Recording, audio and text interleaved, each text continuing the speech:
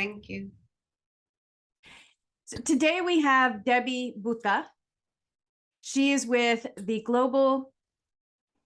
she's the Global Chief Partnership Officer with Women in AI, and also recently accepted a job Managing Director of Dalebrook Media. Welcome.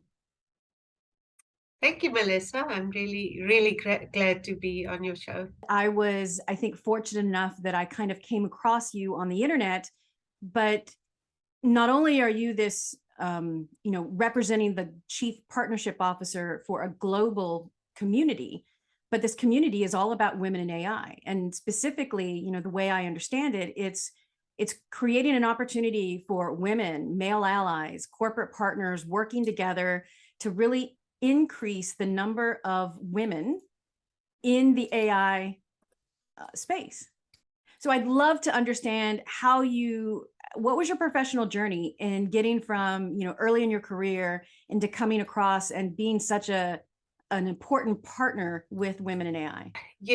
I would see myself almost as one of the dinosaurs in the IT industry because I truly started before there was anything. I still remember in my third job, we started using the internet and emails and things like that. So, but anyway, I started my career in COBOL and Natural Adabas on the IBM mainframe. That was in the early 90s in South Africa. And I quickly pivoted to data analytics and AI in all the various roles, from developer to program manager to architect, consultant, and whatever. I joined IBM in 2013 and left IBM as an executive IT architect about a year ago to go to Women in AI as their Chief Partnership Officer. So, I actually got a cancer scare. Well, I had breast cancer. So I really felt that I want to take the year off and I want to just recuperate and get my bearings together. But Women in AI was like the absolute blissful community that brought me in.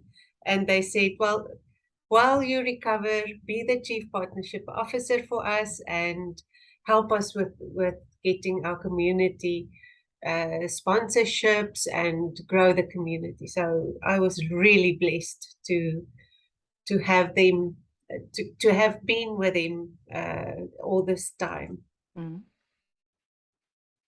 So the group Women in AI, and I'm going to just provide a little bit of context. So Women in AI, I understand, started as a small Facebook group, which is often how most of these grassroots organizations begin.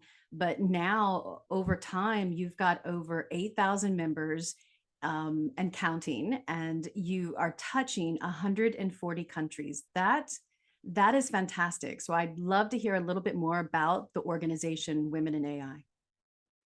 Yeah, and we like to call ourselves a do tank. Some communities call themselves think tanks. Yes. We're a do tank. I love it. We do really practical things on all phases of a woman's career to help them enter the field, to progress in their careers, to eventually, be in a position to give back to the community and to be trailblazers. So, large corporates have programs to close the gender gap, from hiring to keeping women to helping them progress in their careers. But we have to be very careful to ensure that we have equitable diversity, 50-50, 50% women, 50% men, not skewed towards any of each side, because that will introduce a whole lot of biases. More men produce biases, more women produces also biases. So that's what we are there for, is we as women in AI, we inspire women, we educate women, and we connect women. Mm-hmm. It was started in around 2017 by three French ladies in Paris. And they formed this non-profit to provide a community, as I said, to inspire, educate, and connect women in the field of AI, with a focus and really the obsession to close the gender gap, not to take over the world. And today we're our members is across 150 countries. And we have a Slack channel with very active members in there, and it ranges from between 6,000 and 10,000 members in any given month.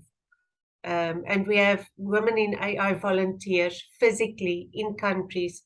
I think it's about 40 or so countries where we have leadership teams on the ground doing things with members and partners. We also have, I think it's now 34,000 LinkedIn followers. Oh, wow. That's congratulations. Yeah, it's just amazing. It's growing, and we're establishing our people and our processes and our technology to really help us scale in the way we are scaling, yeah. So I saw that there was a downloadable data sheet from the Women in AI website. Does that provide some kind of foundational statistics? Yes, we've done research with our members, Women at Work, where we asked a whole lot of questions about, how they feel, how diversity is in their jobs, and so on. We had quite a few countries participate. It's a wonderful, wonderful document to look at. We also have a whole lot of research that we collect. So, for example, can I give you a few of those? Absolutely, please. So Gartner, last year, Gartner predicted that about 85% of AI projects will be erroneous due to bias that creeps into the solutions, the teams, and the data and the strategy around it. In this year, they said. So, and they were largely correct.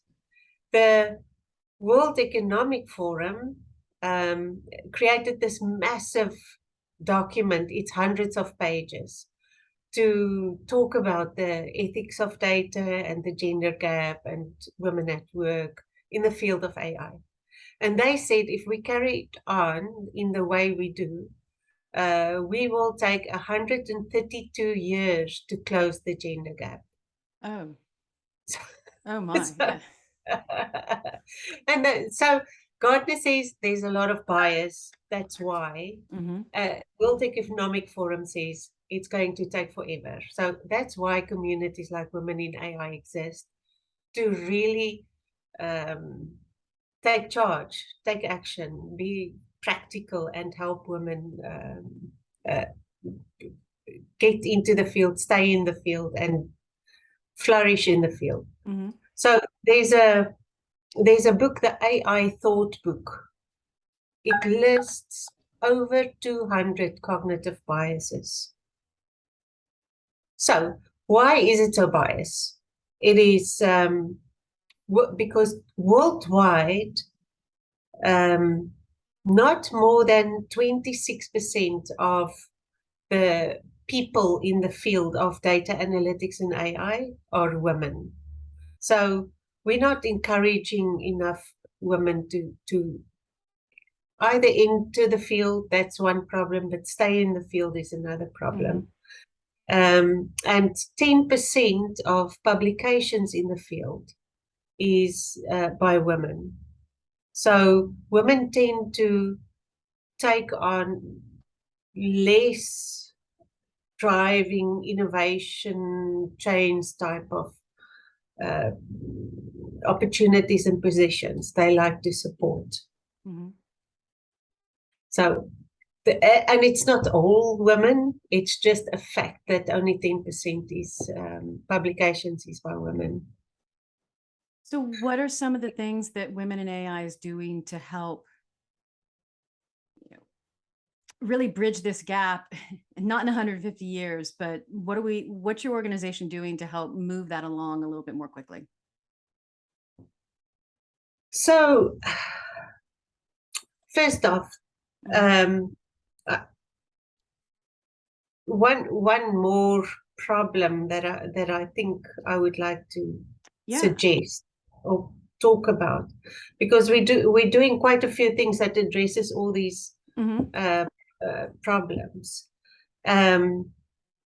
So women leave or let's say 50% of women in our field leave their careers mid-career. And that's a staggering number, right? We only so that is a problem. We have a whole lot of research to tell you why, and we're addressing those issues. The other big challenge is that women lists much less skills in their profile than men, much less. And they will only go for a role if they feel 85% confident that they can do, confident that they can do 85% of the skills. Where men will say, if I feel okay, I feel comfortable with 40%, I'll apply for the same job, right?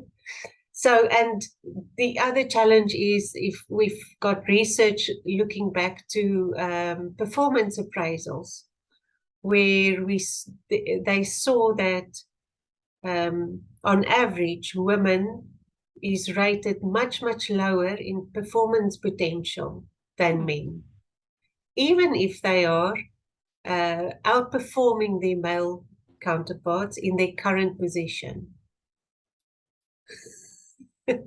You're laughing. Are you laughing at the kitten? I see the little kitten. Oh, it's so cute. All right. So full disclosure, because now she saw it. Full disclosure for those of you watching or listening, my family found a very small abandoned kitten, and it can fit in my hands. And it's quite attached to individuals. And at the moment during this recording, the kitten has climbed up my sweater and is sitting right behind my neck. And every now and then it peeks around, which Debbie just noticed and started laughing. So it's so cute. It's so I'm cute. Sorry to distract you. Most gorgeous little kitten. So what are we doing? First off, many of our partners and companies that I've spoken to, they are addressing this women not listing all their skills and not applying for the job if they don't feel comfortable. So they are really changing their recruiting practices. So they will only list 5 critical skills that they say, these are the skills that you have to in order to apply for this position. And they have in-depth personal interviews with the candidates. Because if you speak to a woman, you'll quickly find out, what are the other skills that they have that they don't feel comfortable saying, okay, this is a skill that I have. So they have in-depth interviews with the candidates, and we encourage that, and we help in our Slack channel and all our dealings. We really try to help companies practice that. So what we also do is we go into schools to convince young ladies to enter the field. We give training on all the various levels, and to us it's clear that the young women are doing just as well as their counterparts in the schools and in the universities.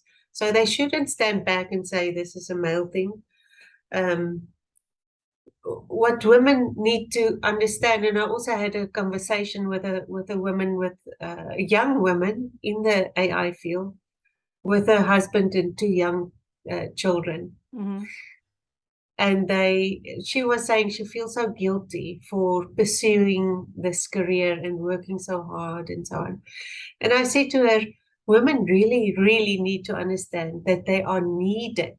It's not they're doing society a service if they enter the field because of the gender gap. They need to be on the strategy table, they need to be in the teams, and they have to be helping the solutions. So there are 5 ways to increase women in AI. According to Debbie Botha, she's one of the women in AI trailblazers. We have a title called Trailblazers that we only give to a few women. Mm-hmm. So she said, support STEM education. That's number 1. Number 2 is showcase female trailblazers. And that's what we did. And then she says, mentor women for leadership roles. And we have a trailblazer program that we push 20 women at a time into that leadership program. It's a 6 months program. Mm-hmm. And then she says, create equal opportunities. That is up to the corporates, but we help as far as we can. And then critically ensure a gender equal reward system. Because that's also something that's in some countries it's not a problem, but in other countries it's a huge big problem. Mm-hmm. In United Arab Emirates, strangely, it's not. I was just about to ask that follow-on question, is when you talk about different countries, my first thought is the cultural differences and how that culture is playing into whether you're able to push it, the agenda forward more quickly, or whether it's becoming an obstacle. In United Arab Emirates, Mm-hmm. it's the women in this country, especially the UAE nationals, are the absolute darlings of the country. They do so well, and they're not being favored because they're women. Mm-hmm. They are doing exceptionally well at universities, and they pursue their doctorate degrees, and then they come in and they're directors and senior leadership of the country, especially in government, but also private sector. So definitely the UAE nationals, the women are doing exceptionally well, and they're looking after each other. To me, that's the most beautiful thing, is to see how women form these tribes to look after each other. And that's really something that happens in the UAE. They're just very, very aggressive with diversity and inclusion, exceptionally aggressive with it, with policies and frameworks and guidelines. And on the ground, taking on the ground, it's still an issue because of the multicultural country that we live in. But from top down, there's massive initiatives to to do it right. I was looking at your website and I noticed that there is a lot of local events. Do you have a virtual events so that folks from the US could hear what you're doing, or be, listen in, or maybe, become members? We have first off, we have a chapter in the US. Okay. And the ambassador is living in New York. So there's a lot of things going on. We have our flagship Women in AI Summit in New York in December. Okay. So from a physical perspective, so anybody can become member of Women in AI, and there's lots going on in the US. Then from a virtual perspective, we do so many things in the metaverse. So many things. We will never go back to Zoom. Or we have a Women in AI hub, we call it. And our partner is Evenness. She created the beautiful space for us, and we bring partners in. They can set up an office, and we have billboards for them, and click through to their websites, and presentations. We can have quite a few ladies and men, please, in the same space, have presentations, have conferences. We do our education there. We do our hackathons there. Okay. And innovation hubs and all sorts of things. So then it would be really easy for anyone who hasn't been a part of this organization to get involved in. Yes. Yeah, and we're launching our official partnership with Quotacom, with Qualcomm. They are sponsoring our Women in AI Hub for a year. So we're launching this partnership and our Women in AI Hub with Qualcomm in early October. So we'll invite you definitely to that. Oh, yeah, I would love to. I was thinking maybe we should start doing these podcasts in the virtual space. That would be truly awesome. The greatest pleasure. We'll give you an office to do that. I love that. Let's talk offline about that. So as we look to wrap up the focus, so I think this is brilliant. You guys have been around, what, 2016? Is that right? Yeah, but officially 17. Yeah. So you've grown organically. Your role specifically, I just want to touch on your role, Chief Partnership Officer. So your role is really working with those corporate entities? Yeah, actually working with schools, universities, startups, vendors, corporates, analysts, media companies, anybody that's willing to and wants to partner with us, whether it's commercially or non-commercially, to help us with our cause. But there's a lot of benefits when they do it, obviously, because a lot of times we co-host events with them. We give them opportunities to post jobs and things like that. So it's a win-win for both, but we definitely are looking towards growing our commercial sponsorships to help us scale. Well, it sounds like that you guys have gone a long way, but I think early on your statistics were quite staggering, and I don't think I realized until this conversation that there's still a long way to go, especially when you look at it globally. If you look at it in pockets, I think some countries may be a little bit further ahead of that percentage, and yet I think that what you've mentioned, in some cultures and some countries, they may be just starting out and a little further behind that metric. Yeah. So what?